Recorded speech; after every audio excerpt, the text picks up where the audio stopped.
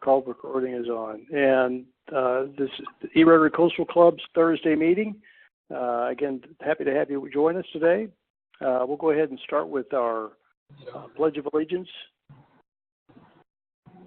There you go. I think Charles is Gagne, who is our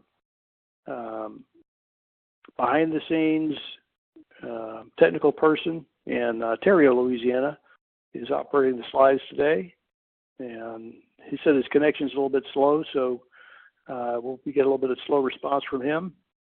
And there we go. There's the welcome. And in the honor of Rotary clubs around the country and around the world, but at least around the country, in the United States of America, Rotary clubs always start with the Pledge of Allegiance, a prayer and a pledge.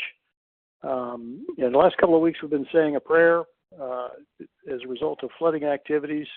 And so I'd like to just continue that tradition that we've started a couple of weeks ago, and I'll start with a prayer, and then we'll go to the pledge and do the four-way test. So, Heavenly Father, we just thank you for this day. We thank you for the opportunity to gather together and share this time in the E-Rotary Coastal Club. Father, we lift up those who are still even a month and a half out in Houston, dealing with ravages of the flood in the Houston area. For those in Florida, Lord, who were still impacted by the hurricane that went up through Florida on both coasts. Lord, that whole peninsula of Florida was hit by a very powerful hurricane, and of course the latest hurricane to come in over the U.S. Virgin Islands and Puerto Rico, Lord, that has been kind of forgotten with all the other activities happening in our in our particular country and the political arena that we're in. No one's really talking about Puerto Rico, which was just decimated, and St. Croix, which was absolutely decimated by the hurricane. And people they're without power, they're without food, they're without water. It's not like there's a whole continent surrounding them that can send supplies and provisions on streets and roads that are still open. Lord, they're sitting out in the middle of the water on islands. And it's difficult to get materials in and out, and with no power, no electricity, and roads down, and gasoline not readily available to move vehicles. Lord, this is difficult for them. So we pray that you would provide wisdom and knowledge for those who are in charge of the relief efforts in the Virgin Islands and Puerto Rico and any other islands that were impacted by the storm, and provide people safety and food to eat and a shelter over their head until they can get themselves back on their feet and return to somewhat normal living, Lord, which will not become normal for quite a while for all those areas that have been impacted by the floods of these hurricanes and the wind damages that they sustained. We just trust you in all these things and know that you will provide. And so we pray this in Jesus' name, amen. All right, then we go to the pledge, which, of course, we don't sing the national anthem, but we do say the Pledge of Allegiance. And so there's no controversy there. I'll go ahead and recite the Pledge of Allegiance. If you'd like to recite it with me, please do so. I pledge allegiance to the flag of the United States of America and to the republic for which it stands, one nation, under God, indivisible, with liberty and justice for all. That is a symbol of our country and of our national heritage and the unity that we all share as 50 states and the territories of the U.S. Virgin Islands and Puerto Rico, that we all share together a common heritage and a common nationality and common interests. Rotary, of course, is a global organization, and it was started, I believe, in Chicago. And the basis of the club, once it got started, they came up with what's really our core values. What is Rotary all about? And they came up with this what's called the four-way test of the things we think, say, or do. And so as Rotarians, we're a service-based organization, and we love to serve, and we love to fellowship. But when we serve and we act in our communities as Rotarians, because we're representing a organization has over 1.2 million members, 32,000 clubs worldwide.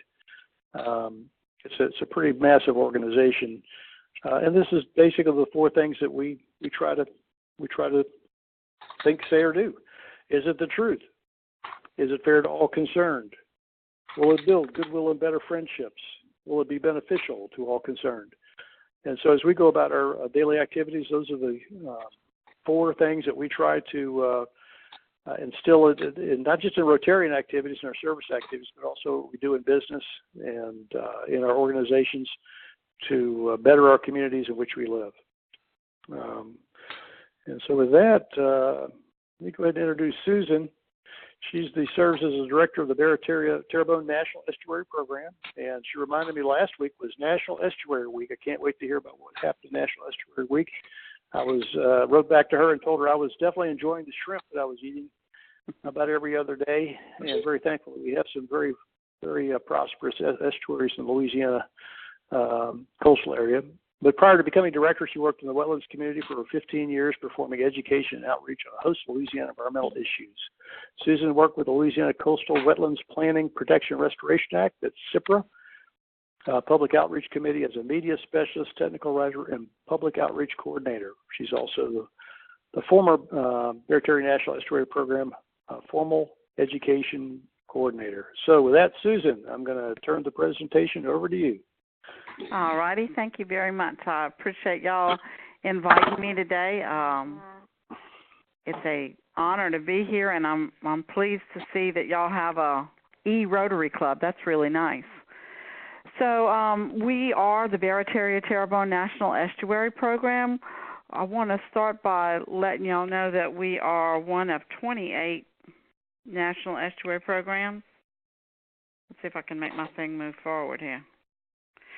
We're one of 28 national estuary programs. I understand that this club has people from all over the U.S., not just here in Louisiana. So some of you may see an estuary near you that's recognized as a national estuary program. These estuary programs throughout the U.S. are identified as estuaries of national significance. So something is going on in these estuaries that make them very important for our whole nation. Here in Louisiana, we have several things. We provide a lot of fisheries, seafood, like we were talking about earlier, shrimp, oysters, crabs, finfish. So that's one of our issues. We also provide a lot of oil and gas to the rest of the nation. We are also the fastest disappearing landmass on the face of the earth. So the Barataria-Terrebonne National Estuary Program was named by the 2 basins, and we'll talk about that in just a minute. Our mission is the preservation and restoration of the Barataria-Terrebonne National Estuaries. We are an organization that is based on science. Everything we do has to be related to science. It is a consensus-driven project.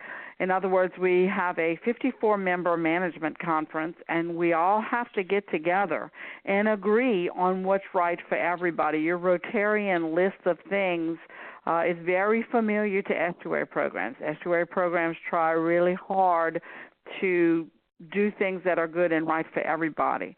It's also every one of the estuary programs has a comprehensive conservation management plan that's agreed upon by their management conference. And we do everything through partnership. Everything we're going to try to accomplish, we have to do with partners. All of the estuary programs are funded through the Environmental Protection Agency's Clean Water Act. We're in Section 320 of the Clean Water Act. We get financial support through an annual grant. And then in Louisiana, the state of Louisiana supports us. And we also have a 501c3 Barataria-Terrebonne Estuary Foundation.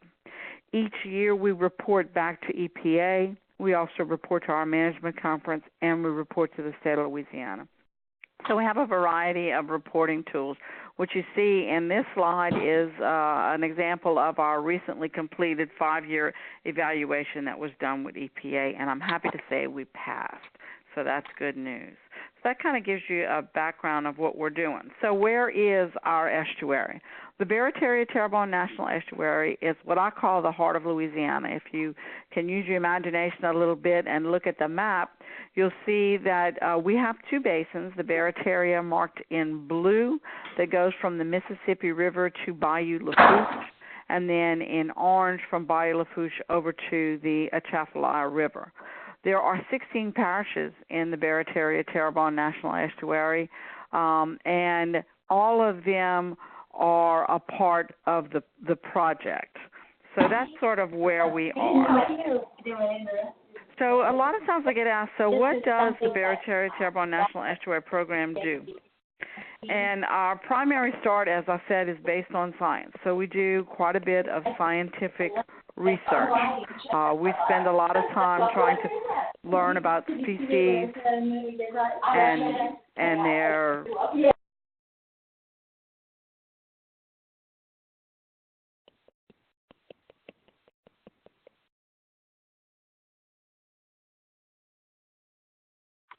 we have a lot of invasive. Susan, Yes. Susan, I'm going to stop you for a second. I want you to start back on your scientific research Okay. slide, and then if you'll look up on the upper right-hand side of your screen, you should see a bubble, and you click on that. It's going to say mute all microphones or whatever. Home security. Where is it now? It At should be the at the top of top, your it's the screen. three dots. Okay. Three dots. You'll click Yeah. on that, and it's going to say mute all microphones. Okay.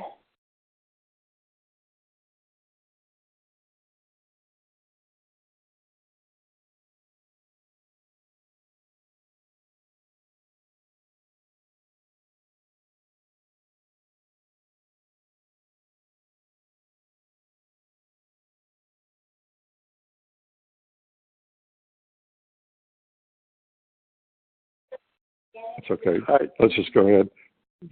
Okay. We just had some ambient noise from one of the speakers. To those on the call, if you could please mute your phone. And Susan, go ahead, please. Okay.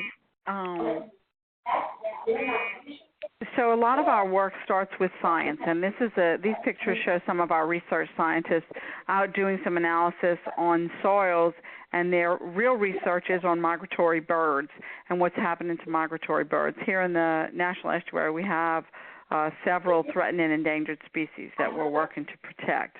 We also do habitat enhancement projects, and most of them are putting new plants out in the wetlands, but one that we recently completed was a derelict crab trap removal. Those old crab traps that get left in the water continue to fish with nobody collecting the crabs, and it has a negative effect on crab fisheries. So this was a recent project we did to remove some of the derelict crab traps. This next one shows protection of native species. We spend a lot of time working with our partners. Here you see a U.S. Fish and Wildlife Service scientist working with one of our scientists to try to identify red knots. And then once we find the birds, we do lots of analysis about who they are, where they're going, and we tag them. So we do a lot of protection of native species as well.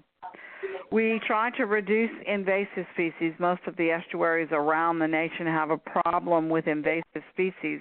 The picture on the left shows an Asian carp and a chef who's trying to make the Asian carp into something that local people can eat, and this is our invasive species coordinator helping him try to decide what to do. This is a water hyacinth. That's a very horrible invasive species here in coastal Louisiana, and it actually stops up bayous and waterways so that even boats cannot pass. It was brought here because it's beautiful, but it has no competitors, so it's an invasive species for us.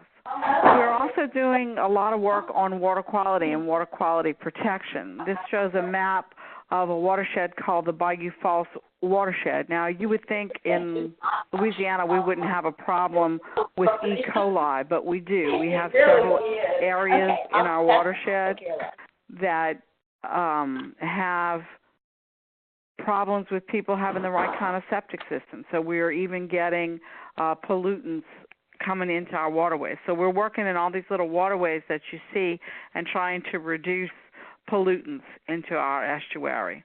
This map shows our partnership with the Louisiana Department of Environmental Quality and USGS, trying to identify where these pollutants may be coming from. We also have a project where we have funds to help people who need money to repair their septic systems. So we're trying to also be good citizens and help those people who need money. It's very time-consuming, lots of data that we collect, and we spend a lot of time out in the field collecting that kind of information.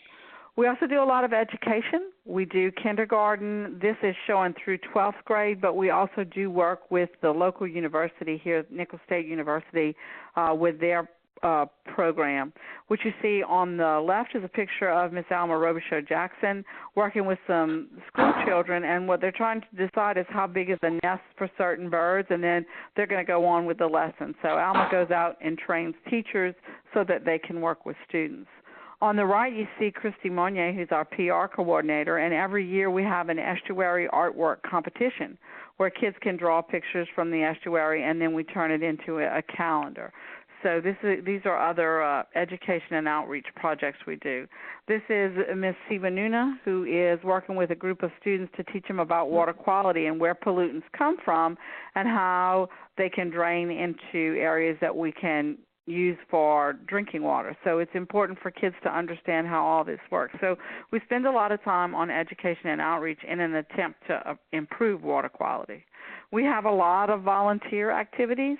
This shows a recent planting with Shell Oil Company. We take lots of different groups out, and they wanted to help us plant some woody species down at Port Fouchon, which is our major port here in South Louisiana that brings materials out to the rigs. So this group came out, spent the day with us, and planted almost 300 different trees. We also do cleanups. We have an annual Bayou Lafourche cleanup, and this has about 1,000 volunteers up and down a 151-mile stretch of a bayou. And we have a real problem with people who are just throwing stuff out of their cars. We can't actually figure out why, but local businesses help us sponsor the event. We come all out on one morning in the spring, get together and clean the bayou. There are several other local communities that are doing something different. This is a picture of one of the volunteer families. We have a lot of families who participate. Dad's driving the boat, and it looks like his daughter has. This is all the stuff that one boat trip went out and collected along the bayou. So we really thank our local citizens who are working with us. We also do a lot of science-based publications. We're trying to educate people about the value of the estuary, but we want to be sure that they have the kinds of publications that they need to get information. So this year we printed a Louisiana shorebird publication, and every year we do a fish calendar that also shows the tides. We also do curriculum. The one on the right marries art and ecology, so it's called Spirit of the Estuary. We're also working with the state of Louisiana. They have reestablished some science standards, and we are one of 4 states that has environmental ed standards K through 12. So we've been very lucky to have several different state agencies support our views on taking care of the estuary. We also spend a lot of time promoting nature-based tourism. This is an example of our annual Paddle Bayou Lafourche event. The bayou that you see in the background here is where we get our drinking water. It's surface water. What you see, the reason it's brown is because there's a lot of sediment in the water. We started the trip 16 years ago, and it's a 52-mile trip down the bayou. It takes 4 days to do, and it's also a cultural event. So people come with us. We start on a Thursday, and we go different miles down the bayou, and the people get a chance to witness basically the backyards of all the people who live along the bayou, but then every evening we have a cultural event for them. So the reason we brought people to the bayou in kayaks and canoes is because we wanted them to know that this is where they get their drinking water. It's been really, really productive. We've also been working with the Bayou Lafourche Freshwater District to get more water to come down the bayou to help with our drinking water supply. So we do promote nature-based tourism. In addition to this, we have there's some more pictures of the paddlers. In addition to this event, we also have birding trails that people can go on, and this year we're creating a new paddling guide for 10 additional places in the estuary. So we're really trying to get people out in nature. We feel like that connection with the outside is very important to get people to protect and preserve the estuary. This shows some of the birders that are out. We work with Grand Isle. Grand Isle has, for those of you who've been to Grand Isle, Louisiana, it's at the very end of the coast, and most people go there to fish. But and when you look on the Gulf side of the coast, it's beautiful. But when you get into the island, there are some old ancient trees, and these trees provide the first resting place for birds that have migrated over the Gulf of Mexico into Louisiana. So if you go in the spring when there's a cold front that's come through, you'll actually see a fallout. The first time I got to witness this, it was unbelievable. There were hundreds of thousands of birds in these trees. Speak to a specialist. So it was a really, really beautiful event, and it's a great way for our birders to get out and enjoy the estuary as well. In addition to all that work, we now have an endowed scholarship to Nicholls State University for a biology major, and these are the first two recipients of that endowed scholarship. So in addition to providing those other activities, we like to give a student who's studying biology a chance to connect with our program and to get part of their college paid for. So we also have an endowed scholarship. But how our organization works is that we meet 4 times a year, and we have a very open forum for discussion. This shows a part of the management conference, which you see in the back here are our BTNEP staff members back here, and then there are 2 tables that run along the side where our 54-member management conference sits. And every decision we make gets made during these management conference meetings. This is a list of our management conference organizations, and these organizations guide our work and encourage us on how we want to move forward. Every one of the parishes is invited to be a member. Not all participate, but everyone is invited to be a member of our management conference. So we have what's called a comprehensive conservation and management plan. It was first done in the 1990s. And this past year, we decided that it needed to be updated. So we took over 100 people to work on our plan with over 1,000 hours of dedication. And it's almost done. We hope to have it finished and out to the public in December. But it's divided into 4 different areas. The first one is coordinated planning and implementation. And this shows the members of our management conference, the people, and this coordinated planning and implementation plan provides us to have a management conference, a program office, to stay connected with the state of Louisiana, to be involved in government affairs and education, and emergency response, recovery, and resiliency, and to communicate some of the rules that are happening. So that's the first section of our management plan. The ecological management is a lot of what we do, and a lot of what we work on is divided into basically 4 parts. The first one is coastal restoration, and we work on hydrologic modification, river reintroduction, the protection and preservation of barrier islands, shoreline stabilization, and flood risk reduction. We do a lot on water quality, and if you look, these are actual cows that are going into the bayou to get their water, and they also excrete waste there. So this waste can become pollutants that get into drinking water. So in addition to sewage pollution, we have oil spills. I'm sure y'all are familiar with the big oil spill that happened from Deepwater Horizon. We also have some agricultural pollutants and stormwater management issues. And I already talked about marine and inshore debris, and we have algal blooms. So the main goal is that we're trying to protect our drinking water sources. So we have several water quality issues in restoration. We also work with the fishing industry, and so we are trying to protect and enhance our native biological resources, reduce invasives, and try to encourage people to plant urban green spaces. We spend a lot of time on education, and we do a lot of community engagement, civic engagement. We work with the media a lot. Of course, we talked about curriculum, and we try to provide financial support for educational initiatives. We do cultural. We're very interested in the culture because it's very different here in our life ways. We also have a section on economic growth. We're trying to work hard for sustainable economic growth in the estuary. So we think it involves 4 steps: education, technology and marketing, business assistance, and marketing sustainable products and practices. So this whole CCMP has been a big step for us.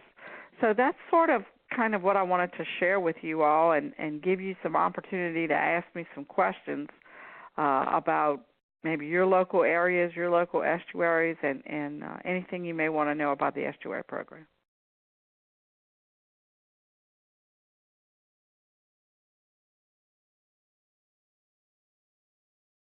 Philip or Charles? This is Charles. It's Very good. you did a lot. Thank you, Susan. Oh, you're welcome. I hope I gave y'all some idea of what we're doing. Let me go back to that map of all the estuary programs, because I know you got people from around the country here.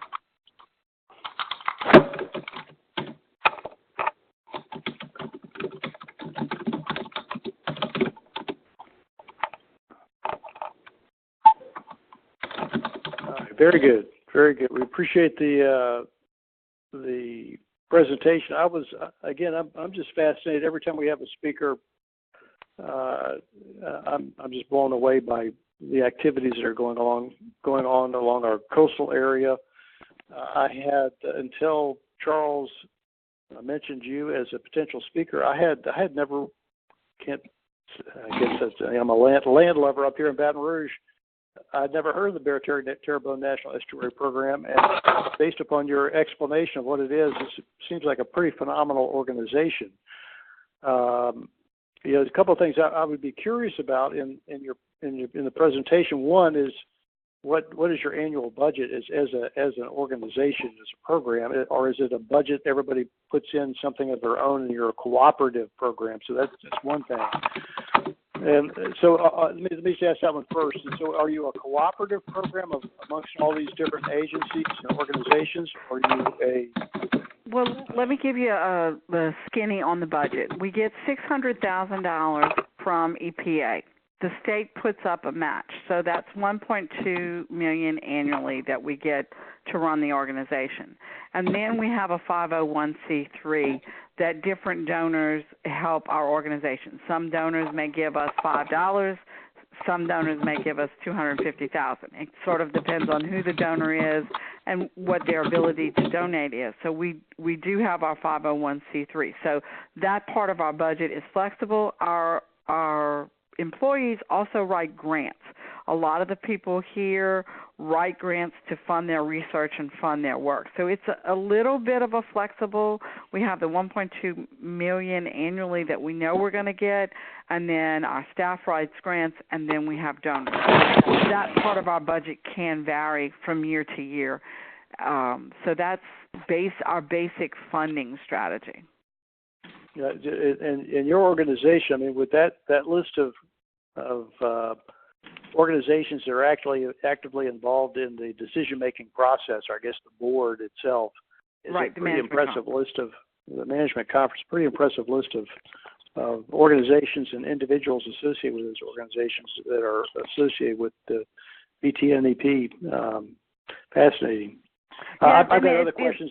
It's kind of interesting because they're not all environmental organizations. You know, we have business and industry and people with different interests, but they're all very respectful of one another, and we always have a very polite discourse. Even if we're going to disagree, we're going to find a polite way to do so. That is great. Let me open it up to other people who may have questions for you. Okay. Anyone else?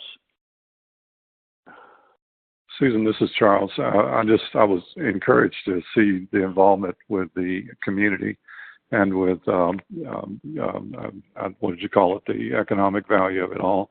Because again, I live in southern Terrebonne Parish on Vita Large, and part of what we're doing with our land is developing the economic interest to preserve and use the land, but also to create value.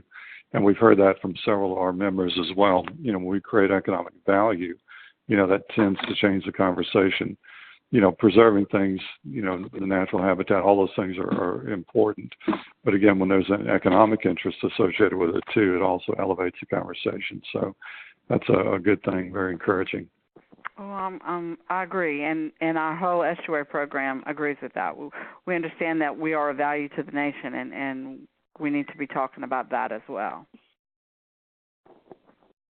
I did have Thank one you. thing I wanted to share with your members. When you first called me today and we were chatting before all the members got on, you had mentioned that the hard part about this e-Rotary is that opportunity for fellowship. And so I would like to extend to your organization an opportunity to come down and work as volunteers with our program. And we're happy to work with some of our partners and find some sort of appropriate housing if your team ever wants to get together and have an opportunity. We also have canoes that were donated to our program. We could take you all out in the wetlands and just basically give you a kind of a ecological tour if you're in physical shape enough to canoe, to come down and just spend maybe 2 days, one out in the field doing a planting and then one in canoes where you could get out and actually see and touch the estuary and understand its value from a very personal standpoint. So I wanted to extend that invitation to you all. I would love to do that. I will put that out for consideration. That is thank you for that invitation, and we'll certainly throw that out to the membership and see if we can find a 1 or 2 day period in which we can come down and explore the estuaries with you. That's fantastic. Thank you for the invitation. Oh, you're welcome. Anyone else?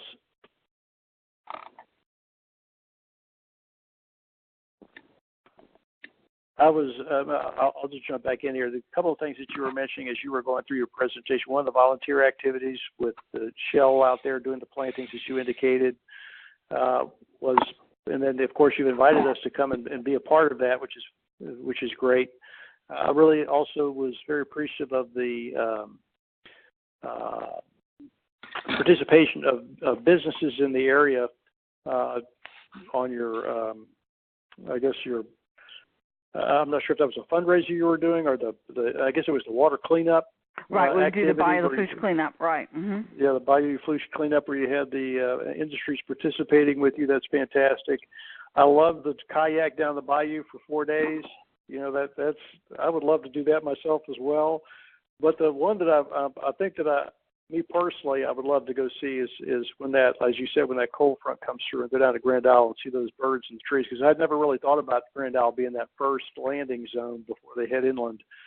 And, you know, they make that trip all in 1 day, so they are exhausted. You know, you don't have to be there early in the morning. The birds don't start really getting there until about 3 in the afternoon, and it is a phenomenal experience. Wow. We have a migratory bird festival. The birds don't always show up on that weekend, but you can watch the weather, and when those cold fronts start coming in, you'll get them. They'll fall out. They'll stop right there in Grand Isle. It's beautiful.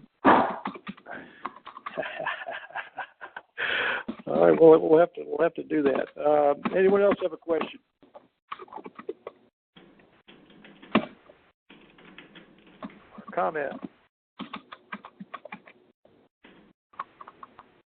All right. Well, Susan, with no questions or comments, I'll just go ahead and like to thank you again for your participation in our meeting. The information you presented was, again, just fantastic, and loved it. And we have a lot of opportunities to become active in your organization and to help you out. And the invitation to be in volunteer activity is one that I think that we will take you up on. And, we would love to have y'all. It would be our honor to have you guys. Well, that's great. Well, Charles, I'll go ahead and let you finish this out, and then we'll be done. We've got our early meeting today. Very good. Well, thanks to everybody for your attendance. Again, Susan, thank you for your wonderful presentation. And we will, of course, not meet the week coming, but the week following, we've got a great presenter up again. Look for the notice in your email box, and y'all have a great day. Let me just follow that up. It's going to be Albert Slapp. He's with Coastal Risk Consulting, and that'll be second Thursday in September, in October, and it'll be a great presentation. Looking forward to it, and continue to have Stan Bronson and Val Mamillion, who are both Stan's in Miami and Val's in Key West. Just continue to lift them up and in your prayers that they would recover fully from the hurricane that went through. With that, y'all have yourselves a fantastic day, and we will see you in 2 weeks. Thanks so much. Bye.